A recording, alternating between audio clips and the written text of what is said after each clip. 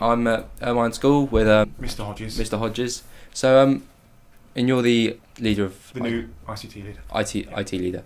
What technology is sort of quite used regularly in the school? Okay, across the classrooms, usually embedded within our weekly timetable, every class will be using laptops for their learning.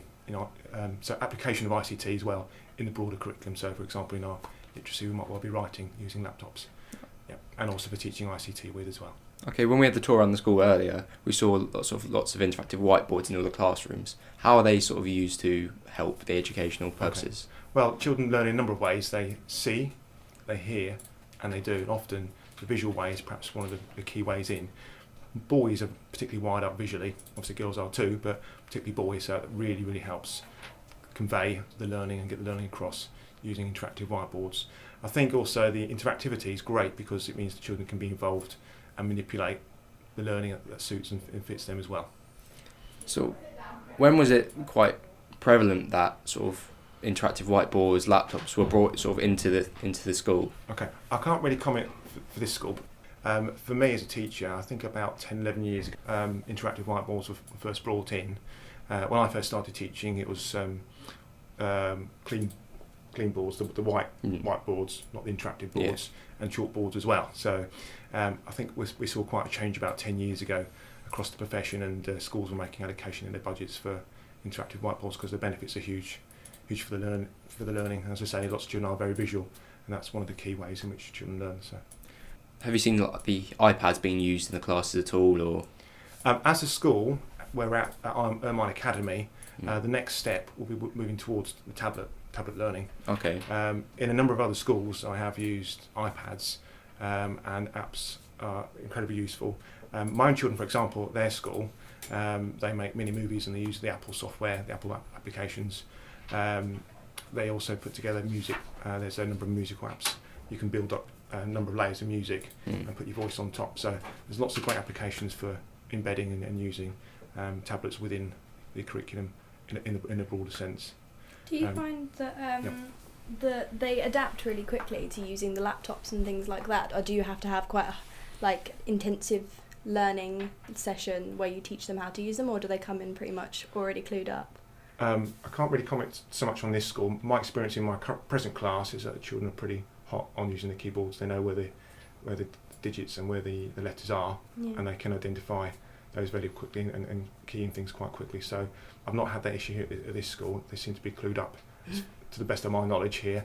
I'm still finding out these things because I've yet to have a formal handover with Mr. Morton, who's the outgoing ICT leader. But certainly other schools, it's very intuitive. I think it's embedded in our culture, isn't it? And children often do come in with skills as well. I know my own children in their school, it's second nature using touchscreen tablets as part of their learning. Having taught before as well, in other schools, children often have those skills, swiping and the touching and the manipulating. They know how to save files in Key Stage 2. Okay, so that's your sort of year 7s up to age 7s up to age 11. Yeah. Okay. Yeah. Have you seen a more positive attitude in sort of classes through using things like the whiteboards and the laptops? Sort of have they felt that they wanted to learn sort of? I think they think the word you're looking for is engagement. Yeah. And certainly it's been an educational buzzword for about the last 7 years. And certainly it's one of those areas that we're looking for to help children engage and stay on track and on task with their learning and to help them progress. And I think the sort of the visual element and the tactile element, because they're doing something, they're using their hands, helps focus their learning. Okay. Yeah. Thank you. Do you feel that, as a summary, that through the development of the technology, that it's a good thing, and that the more technical age there are for education will help benefit today's society? I think we're living in a sort of Google age, if I can put a sort of broader brush stroke on it, kind of funnel down if you like. So as teachers, I think just going back outside of school, children can just Google information and search for knowledge, but as teachers it's our job to kind of enthuse the children and fill them with passion and a desire to learn, and how they can go about their learning and how technology can add to that.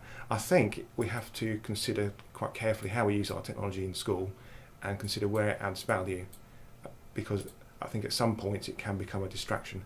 Mm. And some schools I've worked in have almost gone down the path of displacing the traditional methods with technology. So I think you have to have a very wise balance. So we produce children that are well balanced when they leave the school. So I think it certainly has a place to play. It'll definitely grow. But again, I think it's about balance between the traditional and the new.